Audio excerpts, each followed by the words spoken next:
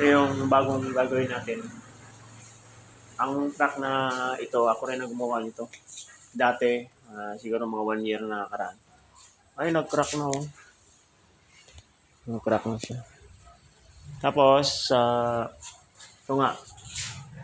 Lagyan natin ng ano yan, bubong.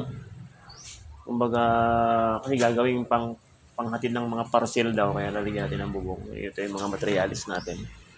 Puro number 2 angle bar. Hindi ko alam kung ano yung gagawin ko kasi meron daw meron daw wing, mayroon siyang wing side yung nabubuksan sa gilid.